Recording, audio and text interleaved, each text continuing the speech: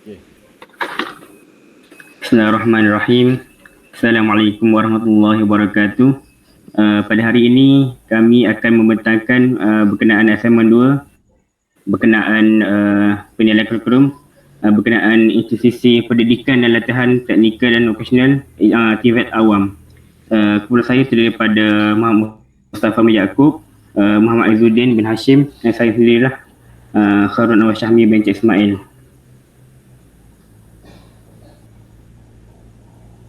Okay, antarakan dengan presentation pada hari ini ialah satu isu, kemudian cabaran, kemudian transformasi, model penilaian dan akhir sekali buanan penilaian.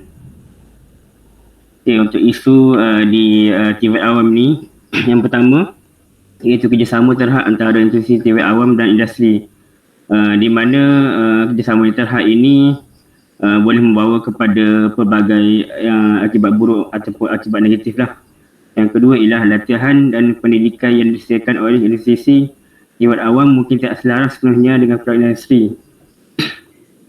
Yang ketiga ialah peluang industri yang terhad kepada pelajar untuk memberikan input kepada program latihan.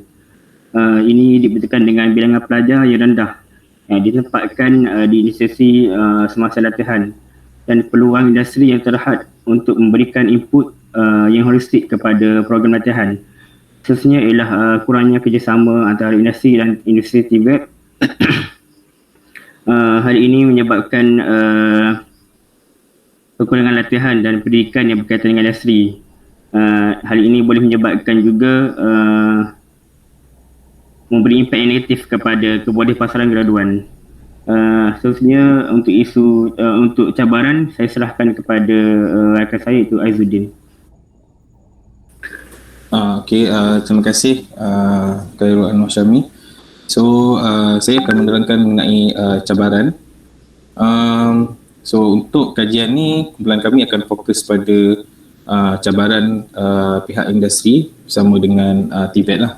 So yang pertama adalah kekurangan program latihan yang sesuai lah. Pihak industri menghadapi cabaran dalam mencari program latihan yang sesuai di dalam TVET menyebabkan proses latihan dan pembangunan kerja menghadapi masalah lah. So bila TVET ni bila pihak industri dia tidak dapat menyediakan program, so untuk membangunkan TVET tu boleh menghadapi kekurangan sikit lah ataupun menghadapi masalah lah. So keduanya adalah kekurangan infrastruktur. So kekangan untuk menyediakan infrastruktur yang sesuai untuk menyokong program latihan TVET boleh menyebabkan masalah dalam proses latihan dan pembangunan pekerja. So bila infrastruktur ni kurang, so program latihan TVET tu akan menghadapi masalah. So seterusnya boleh menyebabkan pembangunan pekerja tu akan menghadapi masalah juga. So seterusnya kekurangan kepakaran dalam bidang teknologi terkini. Pihak industri menghadapi cabaran dalam memenuhi tenaga mahir yang berkemahiran dalam bidang teknologi terkini lah. So pada masa ini memang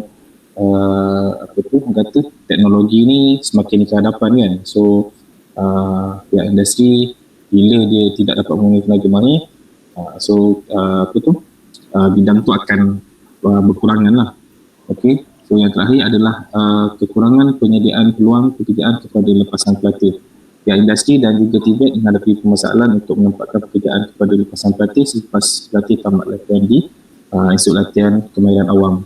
So bila pelatih yang keluar daripada institut ini lagi ramai dengan peluang pekerjaan, so itu adalah salah satu cabaran lah untuk pihak industri. So seterusnya saya serahkan kepada rakan saya Mustafa. Okey, terima kasih kepada sahabat saya Izzuddin. Okey, seterusnya saya akan menyambungkan sesi perbincangan berkenaan dengan transformasi kurikulum. Okey, untuk poin pertama adalah agenda nasional. Berbagai inisiatif yang telah diambil oleh pihak kerajaan untuk memastikan laluan TVET menjadi agenda nasional. Sebagai contohnya adalah untuk belanjawan pada tahun 2021 sebanyak RM29 juta telah diperuntukkan kepada Kementerian Pendidikan Tinggi untuk memastikan agenda menjadikan TVET ini pendidikan nasional terjadi. Peruntukan ini secara keseluruhannya akan memberikan impak yang besar kepada pendidikan TVET. Salah satunya adalah untuk pembangunan tenaga pengajar TVET itu sendiri, dan antara benefit atau keuntungan lain dapat membuat penambahbaikan terhadap alat bantuan pengajar, dan juga untuk peningkatan infrastruktur institusi yang mengajukan program khusus ataupun latihan. Untuk yang poin yang kedua adalah Majlis TVET Negara.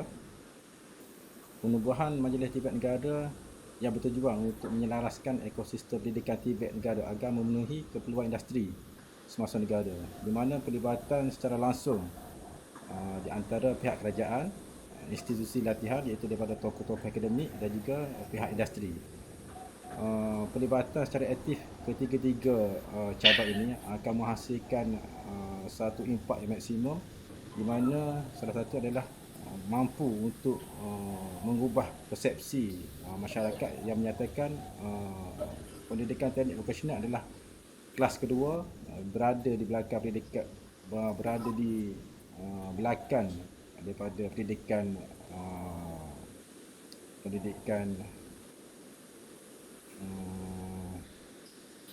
akademik. Jadi jika satu tindakan drastik diambil, persepsi di kalangan masyarakat mungkin dapat diubah suatu hari nanti. Dan poin yang ketiga adalah kolaborasi, di mana melibatkan kolaborasi strategik merentas kementerian, iaitu melibatkan dua kementerian.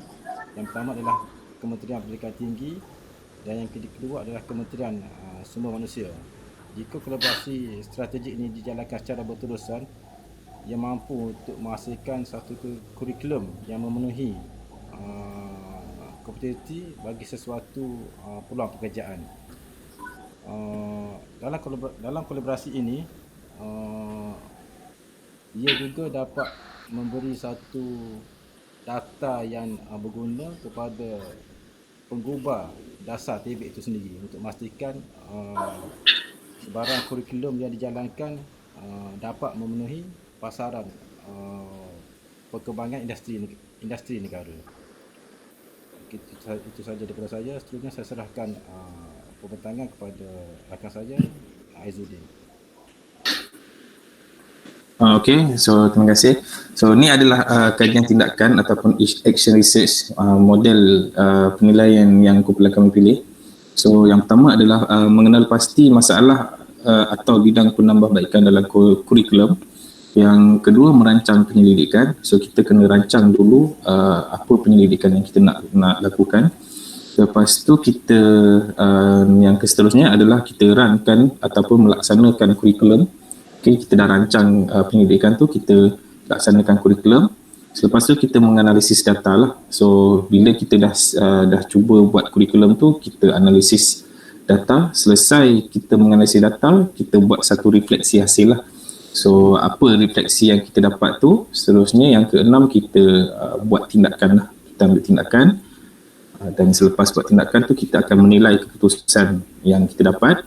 So sekiranya keputusan yang kita dapat tu kurang sesuai, so kita akan ulang balik kitaran tu supaya kita dapat di akhir kajian tu kita akan dapat menilai keputusan tu lah. So di akhir ujung tu kita akan dapatlah apa kajian yang kita dapat, hasil dia. Okay, so seterusnya saya serahkan kepada Mustafa. Okay, untuk yang terakhir adalah berkaitan dengan borang penilaian kajian tindakan, di mana kami punya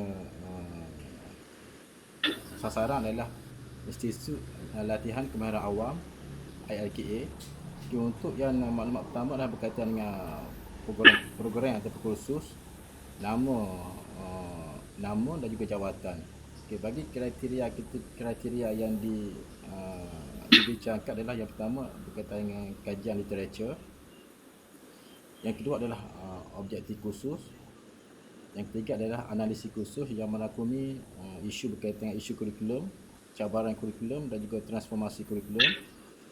Yang keempat adalah kumpulan sasaran. Kumpulan sasaran adalah boleh dipecahkan kepada dua. Satu adalah pelajar yang menduduki sesi PDP di sesuatu institusi, dan satu lagi adalah pelajar yang sedang menjalani latihan industri di sesuatu industri. Yang kelima adalah tindakan yang dicadangkan. Yang pertama adalah berkaitan dengan perancangan tindakan. Ini adalah merakumi lokasi di mana penilaian yang nak dijalankan, sama ada di, sebagai contohnya, mungkin di KV ataupun di Politeknik. Seterusnya adalah perancangan cara mengumpul data. Ini pun boleh dipecahkan kepada dua. Yang pertama adalah bagi pelajar yang sedang menjalani latihan industri di sektor industri, data mungkin diperolehi daripada penyelia di mana yang tempat pelajar menjalani latihan industri. Dan cara kaedah yang kedua adalah melalui peperiksaan yang dijalankan oleh tenaga pengajar, sama ada peperiksaan tersebut adalah bercirikan sumatif atau bercirikan formatif. Dan yang ketiga adalah perancangan cara menganalisis data. Dan yang keempat adalah perancangan pelaksanaan kajian yang melakumi jadual pelaksanaan dan juga kos-kos yang terlibat di dalam kajian itu sendiri. Yang keenam adalah pemerhatian, dan yang ketujuh adalah refleksi hasil daripada kajian yang ataupun dapatan yang kita dapat. Dan jika pada refleksi tersebut didapati objektif kajian tidak tercapai, jadi tindakan perlu kembali kepada paralimo, iaitu tindakan yang dicadangkan. Jadi proses ini akan berulang mengikut susunan atur yang telah digariskan sehingga sesuatu objektif kajian itu tercapai. Itu saja daripada kumpulan kami. Sekian, terima kasih. Assalamualaikum warahmatullahi wabarakatuh. Terima kasih sekali lagi.